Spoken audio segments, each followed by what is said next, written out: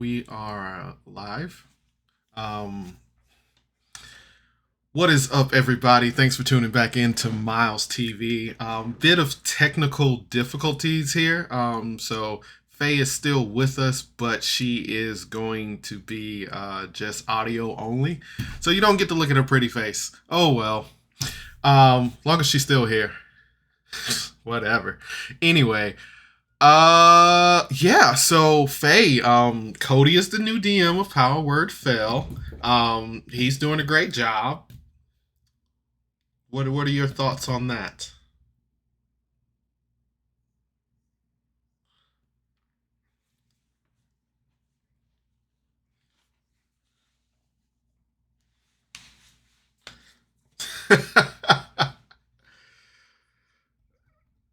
Oh man. I love the voices that Cody does. Like in the previous episode, I talked about how he does Grundle and then he does Carl, and then he does like good gnome voices. So he does do good voices.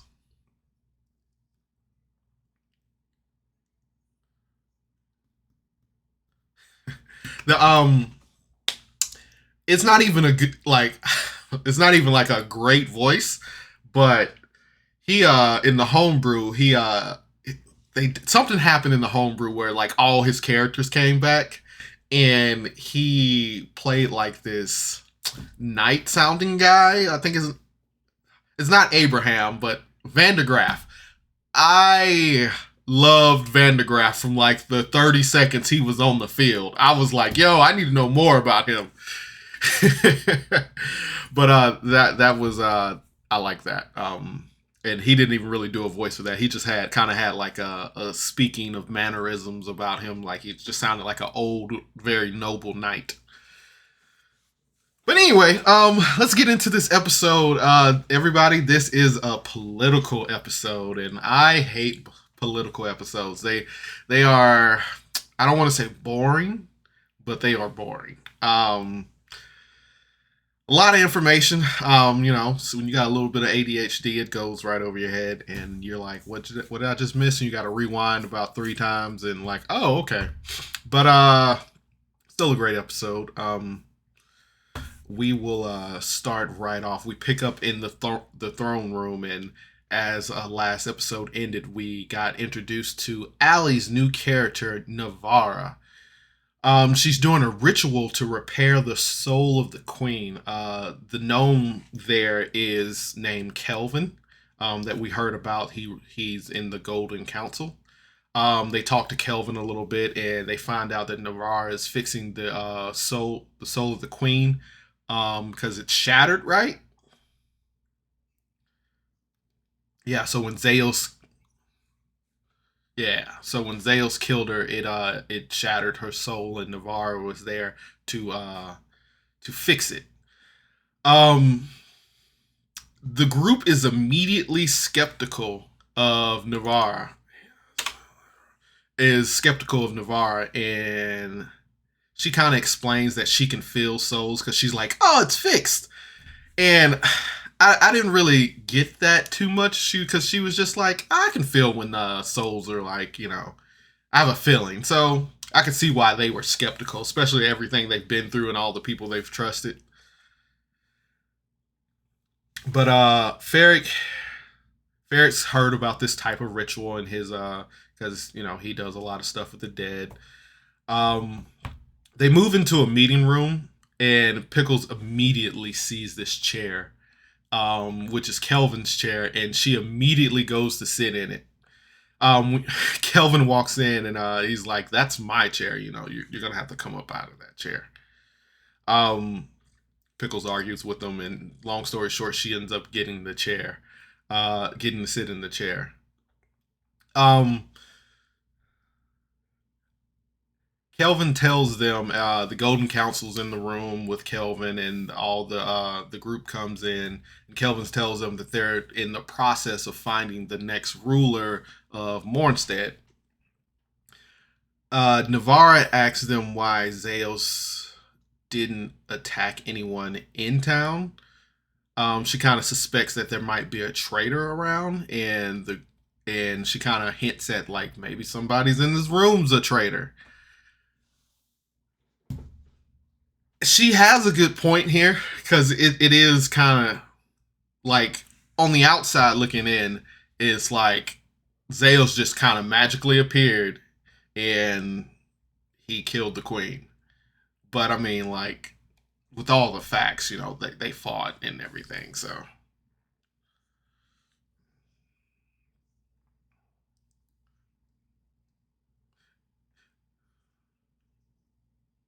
oh yeah, definitely.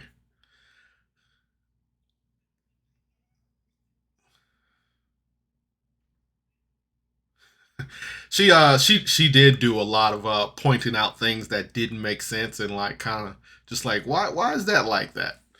Uh, they speculate how Zales got into the throne room, and that I think I said that in one episode when the Zales fight was going on. It's like I've asked people in the Discord about that, and they've just it's kind of been like it's just magic, So he's probably teleported in, but it's it's it's so I don't know. It makes you wonder because when the answer is just magic, is like well, there's still rules to that. But moving on. Ambrose realizes that the Golden Council put Zeus in charge of Northwatch. Um, and when he kind of blurts that out, and he's just like, "Did you guys put Zeus in charge?" And tension starts to immediately run hot when they find out that there really isn't a good selection process for rulers. Which Calvin was like, he was rich, he was nice, he was a smooth talker. That was about it. That was all he had for like ruling a basically an area. Yeah, and that usually messes over the poor people or the common people. And I don't know. It's just like the Golden Council.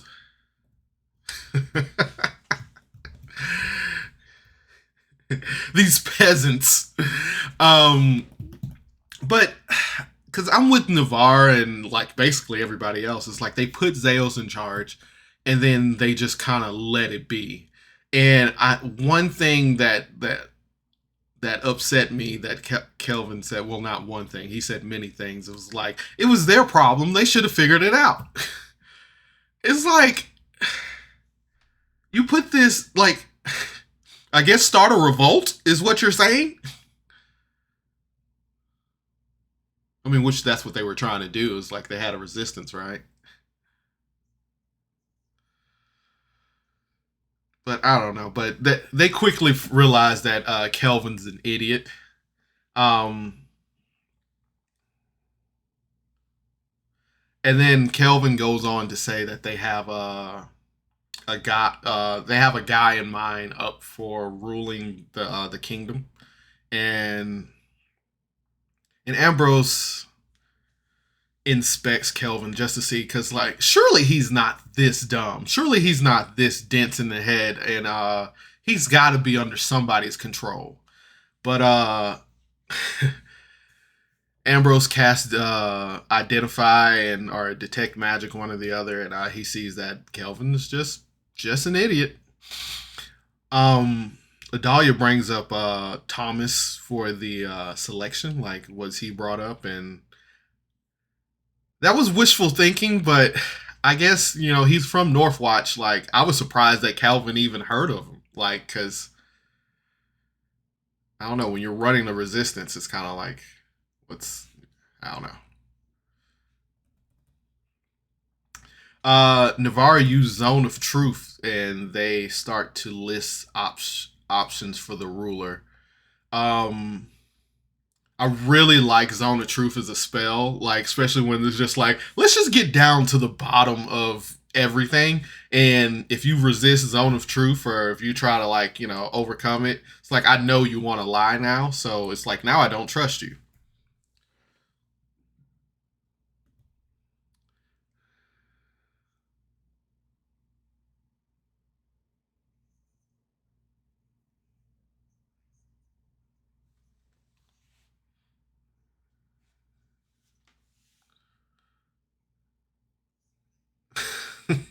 Yeah, definitely.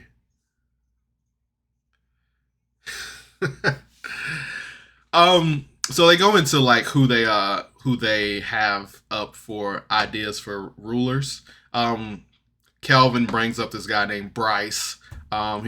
He's a banker. He is kind of the attributes that he starts listing just sounds a lot like Zeus. Like he was a smooth talker. He's rich. He's a banker. You know, he's noble. You know, it's just kind of like, oh, wasn't Zeus all those things? So you're gonna put another Zeus in charge, but instead he's gonna be the ruler of Mournstead. Exactly what Zeus was trying to do.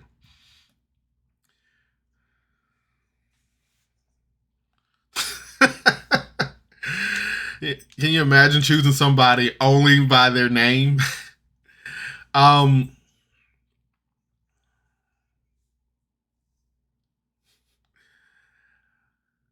they Kelvin, they kind of shoot down Bryce, and then they're like, what else do you got? And Kelvin brings up that they have a mercenary named Helmford von Holt. And Ambrose immediately shuts that down because he's like, we have the Ivory Guard. Why do we need a mercenary, leader of a mercenary? And the defense of that is just like, it would be nice to have a man with military experience in charge because we just recently got attacked. So it's just like that kind of leader in the house. Oh, I'm thinking White House. I was about to say the White House. That kind of leader in charge would be really good for the kingdom. But Ambrose kind of shut that down because he was like, "We have the Ivory Guard," and I'm just like, "You mean the Ivory Guard that just was sent away and didn't help while the Queen was under attack?" It's just like the Ivory Guard was useless during this attack. I mean, they showed up at the end, but it's like they didn't really. Yeah, I mean, like I get that they have to listen to their commander, but like, isn't the Ivory Guard supposed to like protect the kingdom? They're supposed to be like their elite soldiers. So even if your commander was like, "Hey, don't worry about the queen being under attack," you think the Ivory Guard would still go look, still go like check it out, and not just four of them.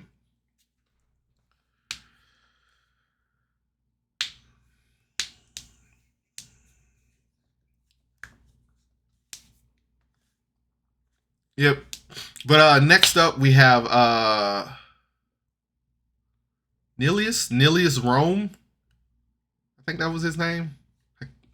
Uh, this guy was out of country. And I forgot what his attributes were from him being selected. But Kelvin warns them. They kind of get off topic here. Kelvin warns them of the master because I think Pickles brings up there was a guy shouting on the side of the street about the master, and we learned that about this guy named Ordemal who started a revolt saying that the gods were dead and he could lead them to a better life, and that's where the off into like this distant country. That's where like the theocracy is with the master and everything. And it seems like Kelvin's a little worried about them because he's like, I don't want that spreading here. So somebody who just shrugs off Zeus is like, Zeus is whatever. But then when he starts hearing about the master, he's just like, that's bad news. That kind of has me worried.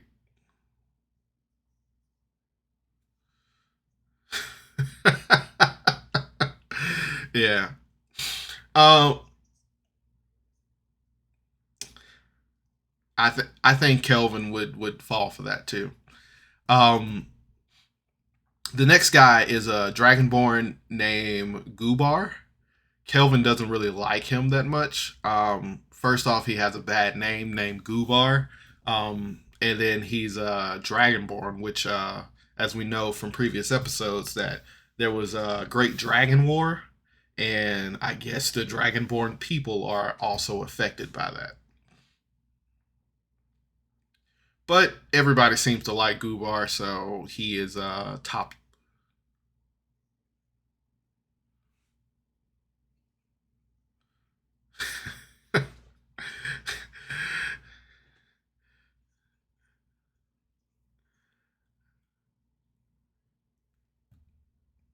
I think one rich man once said, "All dragons are bad dragons."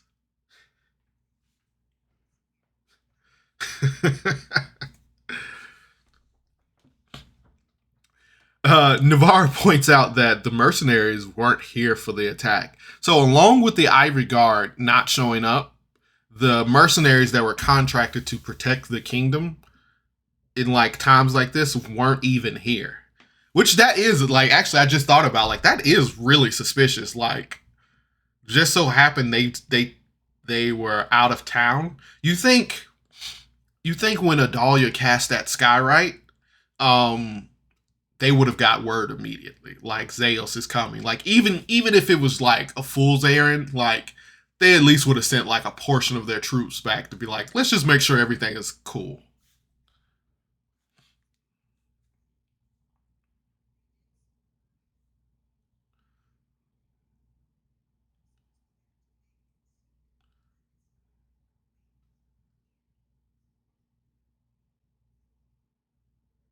No, I thought I was mixed up on that. I thought they sent word out when the queen was under attack, not when they saw the skyrite.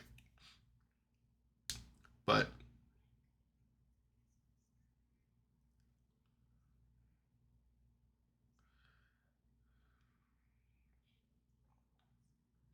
yeah, and that's yeah. Dagger did know because Dagger's the one who told them like they would be there in 2 days.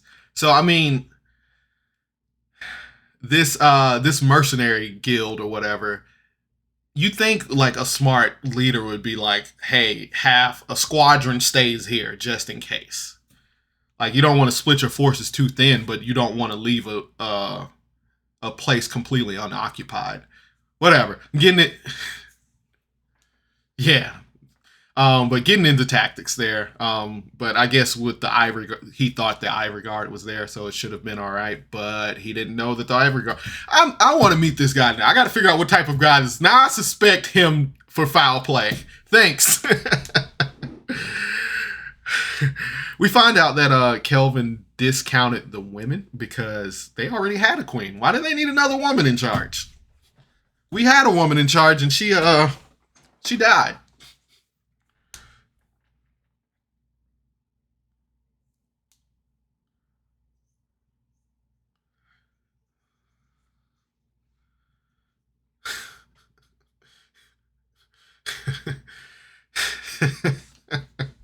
Yeah. Kelvin really likes Bryce. But we found out that he was paid to do so. He was paid to like Bryce. It goes to show you, you pay him enough money, he'll drink fire. The Golden Council is that is a good question because, like I said, he was not worried about Zeus at all. It makes you think that he already had a deal with Zeus. Um, hmm. We find out that the Golden Council are split on the candidates that are presented to us, and which I mean, I think that was more or less like the DM being like, "You guys got to make this decision, not me." We do find out that Ali's character Navarra is from the floating city, which is real cool to think about. So I hope we go there one day because I've always liked any like area with like floating cities and stuff because they're usually like steampunk or sci-fi. So I love like areas like that.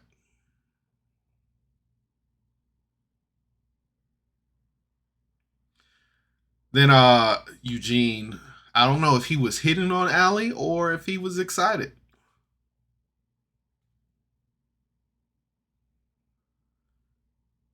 Yeah, yeah, yeah. New character, yeah.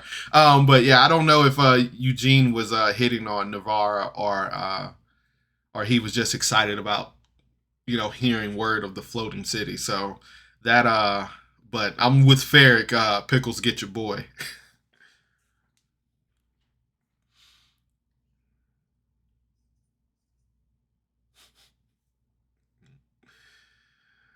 Ferric throws up the idea of having a system of governments with multiple positions and equal power.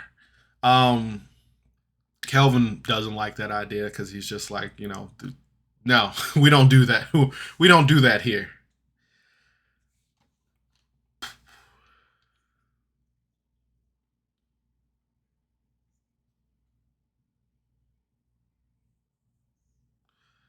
As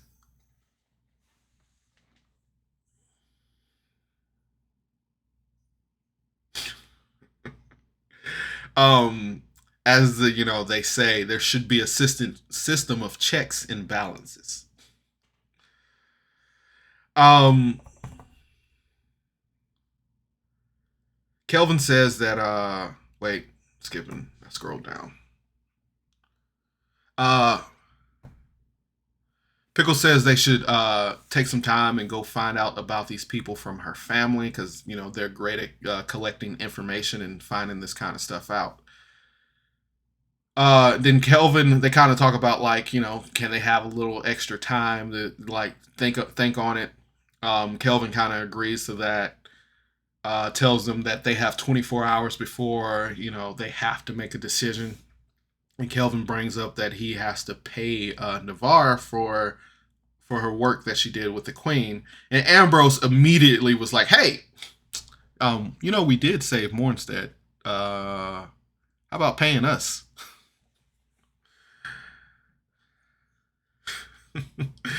And then we find out that the kingdom is broke. Did he ever say why the kingdom was broke? I think he brought it up once, but I don't remember why he said the kingdom was broke. I don't know. I don't know if it was something that the queen did or if something was like this just wasn't a rich kingdom. But he does mention that the kingdom does not have any money. So I wonder how they're paying these mercenaries. And they were on the zone of truth, so Kelvin couldn't lie about that. So that's one thing. Kelvin gives them a day to think about it, but like he said, he needs to know an answer within 24 hours so he can like announce it. The group talks about how dumb Kelvin is after he leaves the room. They kind of like talk to the guards about it. Then Pickles tries to talk them into letting them take Kelvin's chair. Now, I think she rolled in that one, so they were just like, nah. I think it was the 11. There were some ones in there.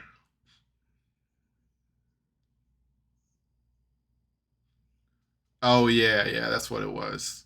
And then Miraz rolled his meta magic, which I need to know what that is. Like, there's a lot of homebrew mechanics, and I just need that in paper in front of me so I can read this.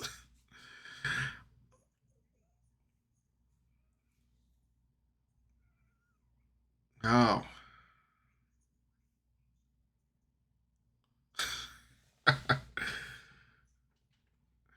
yeah. Which is appreciative because I miss that kind of stuff. Um, And then, as they're getting ready to leave out, Dahlia asks if Navarre is coming with them. Does she want to have a drink with them?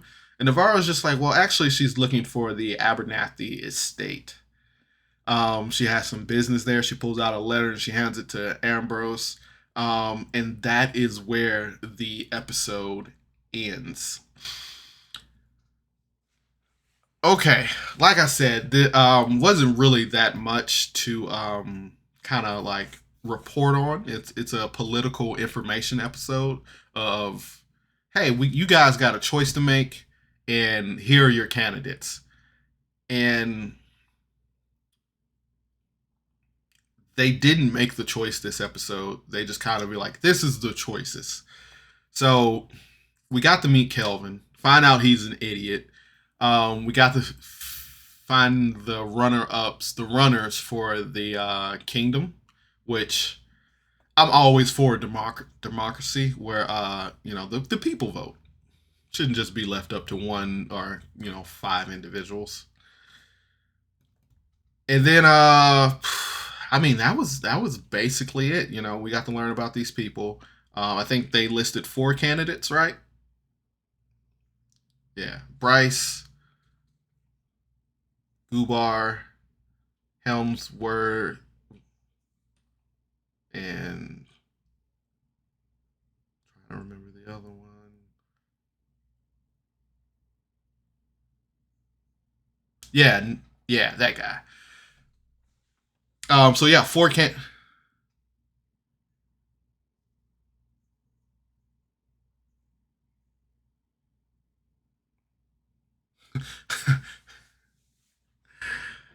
I think you don't like gnomes.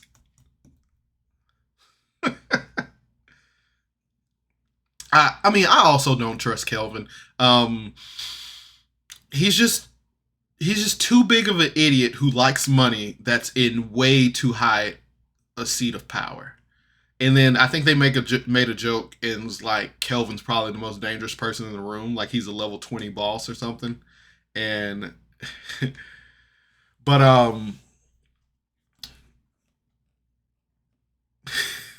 yes, it's I. Um I I I don't like Kelvin either. I don't trust him. I feel like something's gonna happen. Something major is gonna happen with him. Um, but until then, he's the guy in power. And if I feel like everybody gets one ruler's death. I mean, they were there when the queen died, and then they killed Zeos. I mean, all good cause. But I feel like if another ruler kind of dies while the heroes are around, it's gonna start to look suspicious.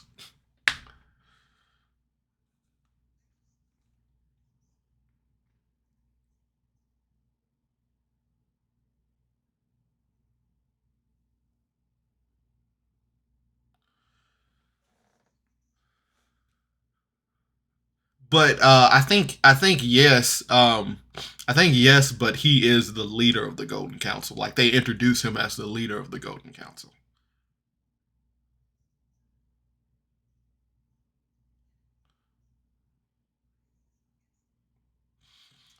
I don't know. I think we find that out in later episodes.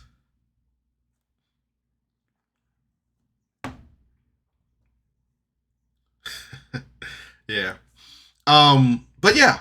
So this episode, uh, which this episode, how what would you score this episode 1 out of 10?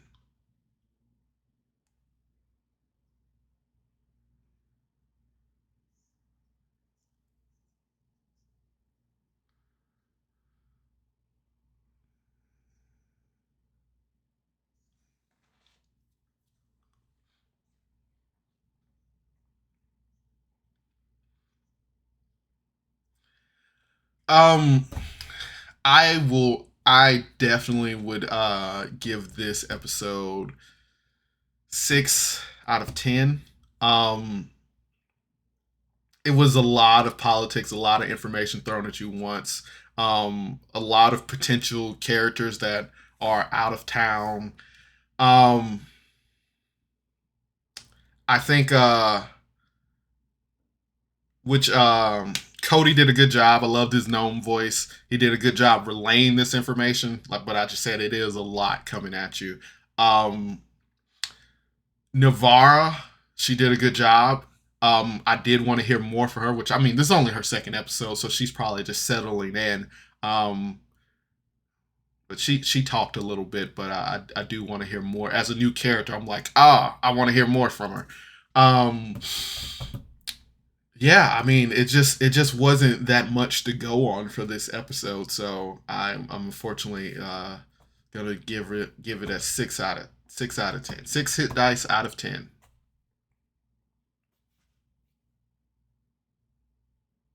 Anything you want to add to that or any comments?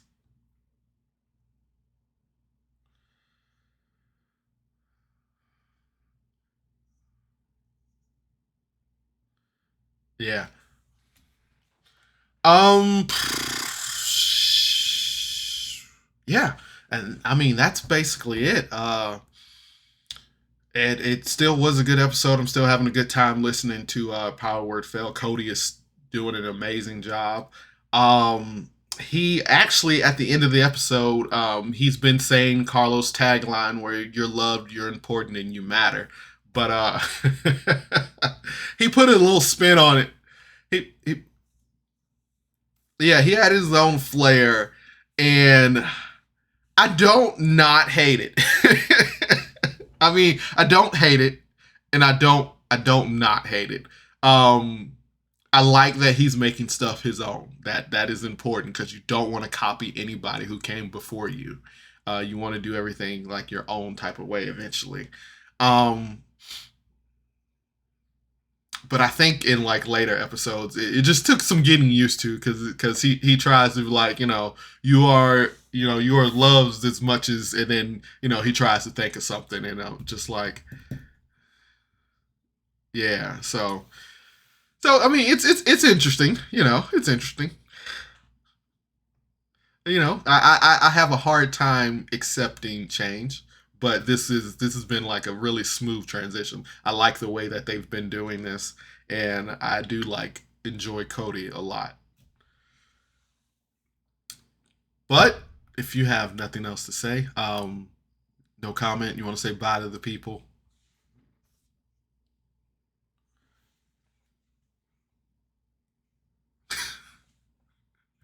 I don't know. I think it's a half hit now because you're only half here.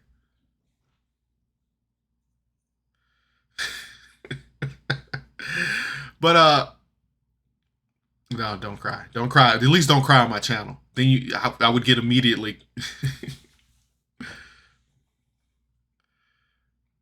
Hmm. Well, if you have no video, I can just edit the sound out. But anyway, anyway, everybody, you are loved, you are important, and you matter. Thanks for tuning in to Miles TV. Um, and it's been great having Faye. Maybe she'll be here next week. Okay. Thanks for tuning in. Bye.